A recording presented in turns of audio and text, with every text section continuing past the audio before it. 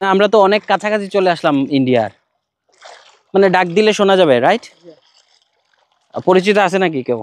আমি আছি বাংলাদেশের সর্ব উত্তর পূর্বের জায়গায়, অর্থাৎ এখান থেকে আমি যে দৃশ্যটা দেখছি বা যে জায়গাটা দেখছি সেটি হচ্ছে ভারত, অর্থাৎ বাংলাদেশ এখানে শেষ হয়েছে। সাইকেল নিয়ে নদীতে নেমে যাচ্ছি এবং এই নদীটা হচ্ছে বাংলাদেশ ভারতের যৌথ নদী, অর্থাৎ গতি যদি আরেকটু বাড়িয়ে দেয় তাহলে আমি ভারতেও চলে যেতে পারি। মানে দেখুন দর্শক, শীতকালে নদীর যে দশা হয়েছে, মানুষ নদীতে নৌকা নিয়ে নামে, আমি সাইকেল নিয়ে নেমে যাচ্ছি। মানে শীতকালে নদীর হচ্ছে এই অবস্থা। এবং এই মুহূর্তে আমি ভারত বাংলাদেশের একেবারে মাঝ বরাবর, সম্ভবত বাংলাদেশ পাড়ি দিয়েও এসেছি। এবং আরও একটু চলে গেলে আমি হয়তো ভারতে যাব, বাট ভারতে যাচ্ছি না। মানে এই মুহূর্তে এইভাবে যাওয়া রিস্কি, কারণ আমার সাথে পাসপোর্ট নাই। বাট আমি এসেছি বাংলাদেশের সর্ব উত্তর পূর্বের সীমান্তে, এখানে বাংলাদেশ শেষ। নদীর এইটুকু জায়গা পার হলে আমি ভারতে চলে যাব। মানে আরও সাইকেল যদি কয়েক প্যাডেল মারতাম আমি সম্ভবত ভারতে ঢুকেই যেতাম। বাট রিটার্ন ব্যাক করি। সো মানে প্যাডেলের সবগুলো শক্তি দিয়ে প্যাডেলে খুব জোরে দিয়ে উপরে উঠতে হবে, বাট আমি সম্ভবত এভাবে উঠতে পারবো না। যতটা সহজ নামা, আসলে ওটা ততটা সহজ না। মানে উপর থেকে নিচে নামাটা সহজ, কিন্তু উপরে ওটা অনেক কঠিন। সেই কঠিনের ভালোবেসে কতটুকু সামনে আগানো যায় সেটা একটু দেখি, যতটা পারা যায়। হাল ছেড়ো না বন্ধু। সম্ভবত আর ওটা রিস্ক, ঝুঁকিটা না নেই, এভাবে উঠে যাই। ও, বাংলাদেশ ভারতের একেবারে সীমান্তে বর্ডারে এসে নদী, পড়ন্ত বেলা, ভারত, ভারতের তীর ঘেঁষা সৌন্দর্য, বাংলাদেশের সর্ব উত্তর পূর্বের জায়গা সিলেটের জকিগঞ্জ, এসব জায়গা আমরা পাড়ি দিলাম। ভালো লেগেছে। এবং যার কাছ থেকে সাইকেলটা নিয়েছিলাম, তোমার সাইকেল, সিলেটের জকিগঞ্জের একেবারে কাস্টমস এরিয়া, শুল্ক স্টেশন এরিয়া যেখানে, এবং আমার ডান দিকে এখানেই যে নদীটা সেটা হচ্ছে কুশিয়ারা নদী।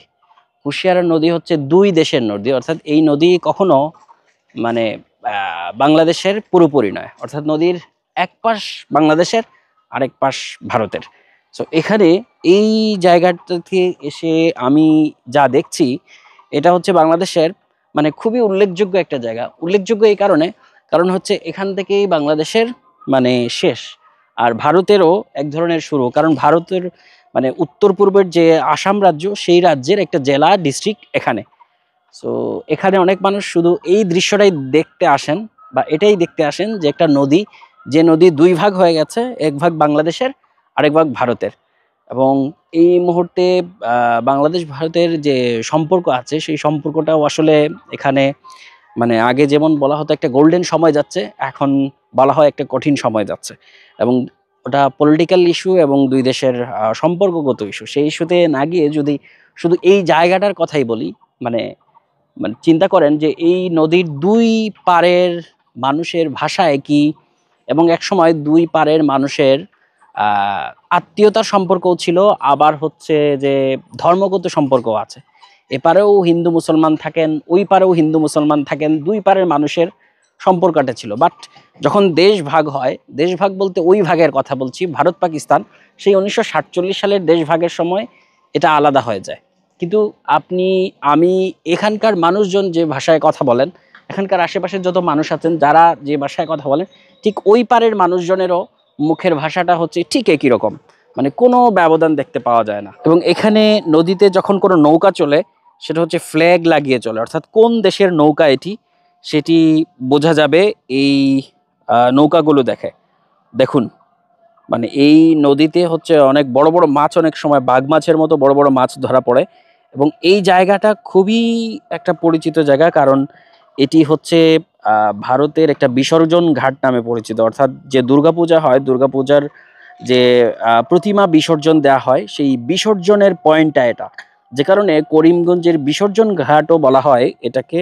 এবং এই পার থেকে নিশ্চয়ই করিমগঞ্জ থেকে অনেকেই দেখছেন এই ভিডিওটি, তারা জেনে থাকবেন এই জায়গাটি। এই পার থেকে বিসর্জন ঘাট কেমন দেখায় সেটি এখানে দেখতে পারেন। যারা করিমগঞ্জ থেকে এই মুহূর্তে ভিডিওটি দেখছেন, কমেন্টে জানাতে পারেন যে আপনাদের এই বাংলাদেশ থেকে ভারতের বিসর্জন ঘাটটা দেখতে কেমন দেখায়। এখানে ভারতের চেকপোস্টটিও আছে এবং নদীটা এখানে একবারে বাঁক নিয়েছে, একেবারে অনেকটুকু বাঁক নিয়েছে। বাঁক নেওয়ার কারণে নদীটা এখানে স্রোতটা বাধাগ্রস্ত হয়। শীত মৌসুমে এই নদীটা আসলে শুকিয়ে যায়। দেখুন, মানে নদীর চর কোথায় গিয়ে নেমেছে এবং এখানে বাংলাদেশ সীমান্তরক্ষীদের বোটগুলো রয়েছে এবং প্রবাহমান নদীটা আসলে বর্ষায় যে হাবুডুবু অবস্থা থাকে নদীর, এখন হচ্ছে নদী শুকিয়ে অনেকটা মানে চর জমেছে এবং এই দুই জায়গায় হচ্ছে ভারতের দিক থেকে ভারতের শুল্ক স্টেশনটা আছে এবং বাংলাদেশের দিকে এই পারে বাংলাদেশের স্থলবন্দর বা শুল্ক স্টেশন আছে, যেখানে মালামাল দুই দেশে আদান প্রদান হয়। এখন কতটুকু হয় ঠিক জানি না, এখানকার স্থানীয় মানুষজন আরো ভালো বলতে পারবেন। এবং এই জায়গাটা এই এলাকার মানুষদের জন্য একটা টুরিস্ট স্পটও, কারণ হচ্ছে যে এখানে আহ, আসলে দুইটা দেশ দেখা যায়। এক হচ্ছে আমি এখন বাংলাদেশে এবং বাংলাদেশ থেকে ভারতকে দেখছি, আবার ভারতের মানুষজন বাংলাদেশ দেখছে। ভারতের এই মুহূর্তে দেখুন, মানে দূরে থেকে যদি কোনো সাউন্ড আসছে, মাইকের যে সাউন্ডগুলো আসছে সেইগুলো হচ্ছে ভারতের, মানে ভারতের সাউন্ড, ভারতের মানুষের শব্দ ডাকাডাকি এই পার থেকে শোনা যায়। এই কারণে এই জায়গাটার বিশেষত্ব বা সৌন্দর্য আলাদা এবং এটা দেখার জন্য এখানে যে মানুষ আসেন সেটা আসলে ঘুরে দেখার মতো তেমন একটা অবকাঠামো এখানে নাই। দুইটা শেড আছে, ছাউনি আছে, সেই ছাউনিটাও অনেকটা ভাঙাচোরা, যে কারণে যে কোনো সময় ভেঙে যাবে বা ভেঙে পড়বে, বসার সেরকম ব্যবস্থা নাই। এছাড়া আর কোনো অবকাঠামো আসলে বাস্তবে এখানে দেখা মিলছে না। বাট ঐতিহাসিকভাবে এবং ভৌগোলিকভাবে বাংলাদেশের এই জায়গাটি গুরুত্বপূর্ণ, একই সঙ্গে ভারতেরও গুরুত্বপূর্ণ। সূর্যের আলোতে চিকচিক করছে নদীর পানি এই মুহূর্তে। দেখুন, মানে এখানে মানে সীমান্তের মানুষজন কিভাবে এই জায়গাটাকে উপভোগ করেন সাইকেল নিয়ে, মানে অনেক উঁচু থেকে, আমার মনে হয় কমপক্ষে 50 মিটার হবে, তারা নিচে নেমে গেল সাইকেল দিয়ে। মানে সাইকেল যদি আরো 1 মিনিট চলে তাহলে হচ্ছে তারা দেশ পার হয়ে যাবে। আমিও ঠিক জানি না এই মুহূর্তে তারা ভারতে না বাংলাদেশে, মানে সাইকেলগুলো ভারতে না বাংলাদেশে নামলো। কারণ নদীটা তো দুই ভাগ, আমার মনে হচ্ছে তারা মাঝামাঝি চলে গেছে, অর্থাৎ ভারত বাংলাদেশ দুই জায়গাটাই মনে হয় স্পর্শ করে ফেলছে তারা। এবং অবশ্যই এটা নোম্যান্স ল্যান্ড, মানে নোম্যান্স ল্যান্ড বলতে দুই দেশেরই একটা ভূমি, দুই দেশের দুই পাশে 150 মিটার করে হিসাব করে হলেও। এবার আমি একেবারে নদীর উপর থেকে নদীর নিচে নামছি, যেখানে চর জেগেছে, মানে সাইকেলটা যেদিকে উঠলো আর কি, যেদিকে নামলো এবং যেদিকে উঠলো নামি, মানে অনেক ঢালু। মানে নদীর গভীরতা আসলে এখন বোঝা যাচ্ছে নদী কতটা গভীর, কারণ দেখুন কতটা উপরে জায়গাটা। অনেকেই এই নদী ঘুরতে আসেন, নদী দেখতে আসেন, নদীর সৌন্দর্য দেখতে আসেন। এটা হচ্ছে সীমান্তের নদী, মানে সীমান্ত ভাগ করে দিয়েছে যে নদী, সেটি হচ্ছে এই নদী কুশিয়ারা, সিলেটের জকিগঞ্জে। এবং এই নদীটি সিলেটের কয়েকটি উপজেলা ভেদ করে দুইটা জেলা পর্যন্ত, 2 বা 3টা জেলা পৌঁছে গেছে এই নদী। বালুকাময় চর এবং একেবারে নিচে থেকে নামলে উপরের দৃশ্যগুলো যেরকম দেখা যায় দেখুন। মানে এখন আমিও সম্ভবত বাংলাদেশ ভারত দুই দেশের একেবারে মাঝামাঝি জায়গায় চলে এসেছি। এবং যেমনটা আগে দেখিয়েছিলাম, এখানকার মানে বোটগুলোতে পতাকা লাগানো থাকে, তাতে বোঝা যায় এটা আসলে কোন দেশের বোট। এবং তারা হচ্ছে এখানে এসে তাদের সাইকেল পরিষ্কার করছে, মানে ঠিক বাংলাদেশে না ভারতে তারা সাইকেলটা পরিষ্কার করছে আমি জানি না। কি অবস্থা, এই সাইকেলটা বাংলাদেশের না ভারতে? এখন বাংলাদেশে আছে, মানে কিভাবে বুঝবো? কারণ নদী তো অর্ধেক ভারতের আর অর্ধেক বাংলাদেশের, তাহলে তাই তো যেভাবে ওখান থেকে যে গতিতে, তো মানে তুমি নামছিলে, আমার কাছে মনে হচ্ছিল যে মনে হয় ভারতে পৌঁছে যাবে। মানে এই নদীর পানি দিয়ে সাইকেলটা ধুলে কি পরিষ্কার বেশি হয়? এই জন্য কি এত কষ্ট করে নামা? কষ্ট হয় না, এনজয়। Thank you. আমরা তো অনেক কাছাকাছি চলে আসলাম ইন্ডিয়ার, মানে ডাক দিলে শোনা যাবে, রাইট? পরিচিত আছে নাকি কেউ? ও, বাংলাদেশে আছে। আচ্ছা, এই যে তোমরা কি বলতে পারবে মানে ওই নদীর ওই পারের জায়গাটা কি ভারতের কোন জায়গা ওইটা? হ্যাঁ, ওটা ভারতের কোন জায়গা? মানে ওই জায়গাটার নামও জানো না? ইন্ডিয়া তো পুরা দেশটাই। মানে দেখেন দর্শক, মানে এখানকার মানুষজন মানে পাশের ওই গাছ দেখা যাচ্ছে, শব্দ শোনা যাচ্ছে, ওই জায়গাটার নাম জানছে না। মানে ওটা তো করিমগঞ্জ না? করিমগঞ্জ জানাস না? করিমগঞ্জ। তোমাদের বাড়ি এখানে না? তোমাদের বাড়ি এখানে না? এখানে নদীর পাড়েই তো তাহলে। এটা হচ্ছে ভারতের করিমগঞ্জ, আর করিমগঞ্জটা হচ্ছে ভারতের আসাম প্রদেশের একটা জায়গা। আর আসামটা হচ্ছে ভারতের একটা প্রদেশ এবং ভারতের উত্তর পূর্বাঞ্চলে পড়েছে। তোমাদের জানা দরকার ছিল। মানে সাইকেল ঘুরিয়ে পরিষ্কার করে নিচ্ছে তারা বাংলাদেশ ভারতের নদীতে। চমৎকার একটা বিকেল, মানে সূর্য গড়িয়ে পড়ছে এই মুহূর্তে, এবং তারা হচ্ছে সাইকেল পরিষ্কার করছে দুই দেশের সীমান্ত নদীতে এসে, মানে সাইকেলটা নদীতে নামিয়ে। মানে এখানকার সৌন্দর্যটাই অন্যরকম, এইরকমই আর কি, তাই না? তুমি জানতে নাকি? তাই জানতে এই জায়গার নাম? আমার মনে হয় জানতে। ও এখানে থাকো না তুমি? ও তুমি জানতে মনে হয় না ওই নামটা, না? তুমিও জানো না? মানে আরেক দেশে মোটামুটি চলেও আসছি আমরা, আর আমরা ওই এলাকার, আসলে আমাদের কাছে ওই এলাকার নাম জানাটা গুরুত্বপূর্ণ না, কারণ ওইখানের সঙ্গে কোনো ধরনের যোগাযোগই নাই, এত কাছে এসেও যোগাযোগ নাই, তাই না? ওকে ওকে, ভালো লেগেছে তোমাদেরকে দেখে। দর্শক, এমন একটা জায়গায় এসেছি, আমার ডান দিকে যে এরিয়াটা দেখা যাচ্ছে সেটা হচ্ছে বাংলাদেশের ওই পার, মানে ভারত।